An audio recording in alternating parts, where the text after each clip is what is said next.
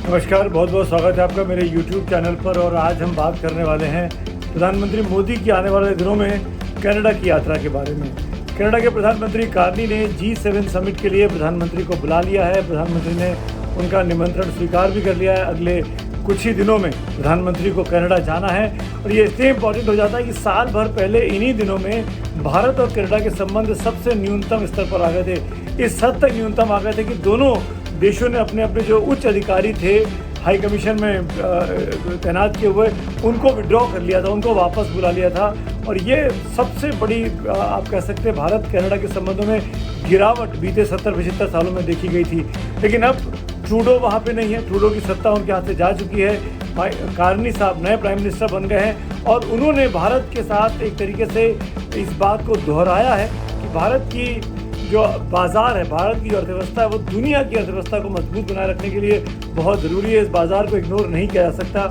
ये कहते हुए कार्नी ने प्राइम मिनिस्टर मोदी को इनवाइट किया। प्राइम मिनिस्टर मोदी ने ट्वीट कर उनको धन्यवाद दिया था। मैंने भी वो ट्वीट किया था, एक खबर दी थी आपको आज से 3 दिन पहले कि G7 का न्योता आया है, मैं सहर्ष वहाँ आने को तैयार हूँ।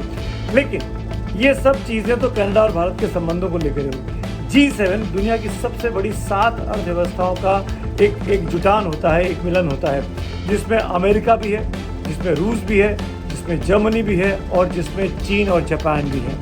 मैं ये तमाम देशों के नाम इसलिए ले रहा हूँ कि ऑपरेशन सिंदूर के बाद, पहलगाम की हुई दर्दनाक घटना के बाद, उस 22 अप्रैल की घटना के बाद ये पहला ऐसा दौरा होगा जब प्राइम मिनिस्टर मोदी किसी विदेशी ट्रिप पर जा रहे हैं और दुनिया के इन तमाम बड़े दिग्गजों से उनकी मुलाकात होने वाली है। हम सब जानते हैं ऑपरेशन सिंदूर के दौरान जिस तरीके से राष्ट्रपति ट्रंप ने ट्वीट किया और ये दावा करने की कोशिश की कि अमेरिका की वजह से भारत पाकिस्तान के बीच में संघर्ष विराम हुआ है, उस पर भारत में काफ़ी ज़्यादा रिजेंटमेंट था।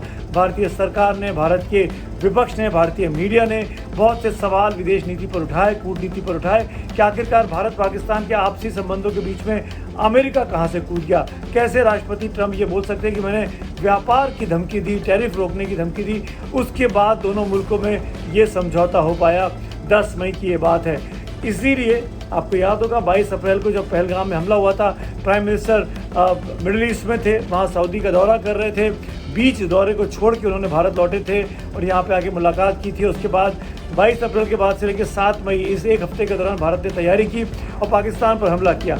लेकिन इस बीच में जून के पहले हफ्ता और मई के आखिरी हफ्ते में आपको याद होगा भारतीय सांसदों का ऑल पार्टी डेलीगेशन दुनिया के 36 मुल्कों में गया और वहाँ जाकर भारत ने क्यों ये कदम उठाया, क्योंकि ये पहली बार था कि भारत ने पाकिस्तान की सीमा के भीतर घुसकर उसके आतंकी ठिकानों को नेस्तनाबूद किया था, जो बिल्कुल उसकी राजधानी के पास थे, उसके कमर्शियल कैपिटल के पास थे, लाहौर के पास थे। इसीलिए सवाल खड़े हुए कि क्या भारत एग्रेसर बन गया है, क्या भारत अब जो भारत की नीति थी, जो डॉक्ट्रिन थी विदेश नीति को लेकर कि अगर कोई हमला करेगा तो हम छोड़ेंगे नहीं, उसको पीछे छोड़ चुका है। और ये नई डॉक्ट्रिन लिखी जा रही है, नई नीति लिखी जा रही है कि अब हम उनको नहीं छोड़ेंगे जो भारत में आके प्रॉक्सी वॉर करते हैं, टेररिज्म को आगे बढ़ाते हैं, चाहे वो किसी भी मुल्क में क्यों ना रहते हो। ये बहुत बड़ा बदलाव भारत की विदेश नीति में बीते 75 सालों में देखा गया और इसीलिए भारत के शांति की, भारत के सहिष्णुता की, भारत के महात्मा गांधी के सिद्धांतों की दुनिया भर में सराहना होती है। दुनिया भर में बापू की प्रतिमाएं लगी हुई हैं, उनको सम्मान दिया जाता है। अब जब भारत ने यह एग्रेसर की भूमिका निभाई और पाकिस्तान में, लाहौर में, कराची में घुस के हमला किया, पहले आतंकी ठिकानों को किया और जब पाकिस्तान नहीं माना, पाकिस्तान ने पलटकर भारत के सैन्य ठिकानों पर हमला किया, तब भारत ने पाकिस्तान के सैन्य ठिकानों को निशाना बनाया। तो ये पूरी कहानी अभी तो सांसदों के जरिए देशों को समझा दी गई है। हमारा डेलीगेशन जो गया था उन्हें तमाम देशों के साथ मुलाकात की, लेकिन ये प्रधानमंत्री के लेवल पर, टॉप मोस्ट लेवल पर सबसे बड़ी मुलाकात होगी जब प्रधानमंत्री मोदी और ट्रंप आमने सामने होंगे, जब प्रधानमंत्री मोदी और शी जिनपिंग आमने सामने होंगे, जब प्रधानमंत्री मोदी और पुतिन आमने सामने होंगे कि आखिरकार जो भारत ने किया क्या उसको दुनिया के 7 बड़ी अर्थव्यवस्थाएं मंजूरी देती हैं। क्योंकि अगर ये 7 अर्थव्यवस्थाएं भारत से नाराज़ होती हैं, भारत के इस रुख से विपरीत अपनी रवैया रखती हैं, तो मान के चलिए बहुत बड़ा आर्थिक तौर पर भी भारत के सामने एक तरीके की सैंक्शंस की नौबत आ जाएगी, पाबंदी की नौबत भी आ सकती है। और अगर वो भारत की इस बात को समझ पाई, जो प्रधानमंत्री मोदी की नीति है, जो विजय शंकर साहब की नीति है, इसको समझा पाया भारत, तो मान के चलिए कि इन 7 मुल्कों के साथ जो कि दुनिया की सबसे बड़ी अर्थव्यवस्था हैं, भारत के दिन और भी अच्छे आ जाएंगे, क्योंकि भारत 150 करोड़ के लगभग की आबादी का देश है, दुनिया का सबसे बड़ा बाजार आप इसको कहते हैं, और एकमात्र दुनिया की इकॉनमी आज की तारीख में है जो ग्रो कर रही है, जो पॉजिटिव दिशा में बढ़ती हुई दिखाई दे रही है।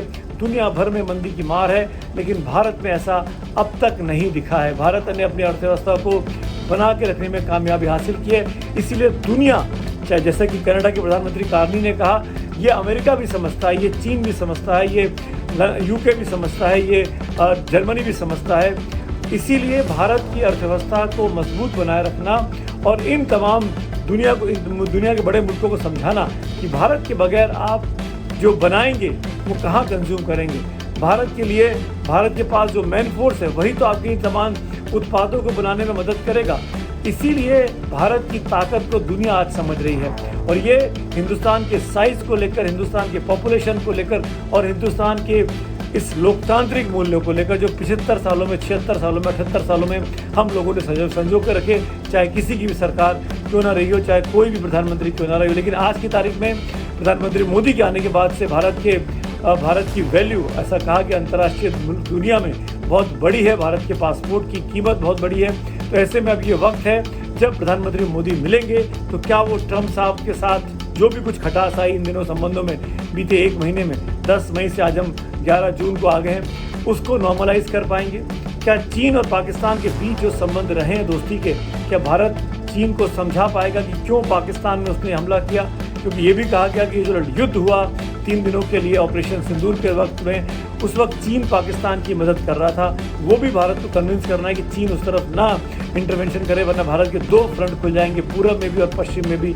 और भारत को पुतिन जैसे देशों को समझाना है कि आखिरकार आप, क्योंकि आप पुतिन को सिखा रहे थे कि भारत शांति का पक्षधर है, अगर भारत एग्रेसर हो गया है तो भारत कैसे शांति का पक्षधर है, ये बात भारत को दुनिया की इन 7 बड़ी ताकतों को समझानी होगी। प्रधानमंत्री मोदी के इस दौरे में क्या होगा लगातार मैं आपको अपडेट करूंगा, लेकिन वाकई में बहुत बड़ी चुनौती होगी जब दुनिया के 7 बड़े मुल्कों के नेताओं से प्रधानमंत्री मोदी मिलेंगे। क्या 1-to-1 मुलाकातें होंगी, क्या डेलीगेशन लेवल टॉक्स होंगी, इस पर विदेश मंत्रालय अभी पत्ते नहीं खुल रहा है। देखिए आगे जो भी अपडेट होगा, मैं भी इस पर स्पेकुलेट नहीं करना चाहता हूँ, विदेश नीति का मामला है, जो कुछ आगे होगा आपको मैं अपडेट करता रहूँगा। धन्यवाद।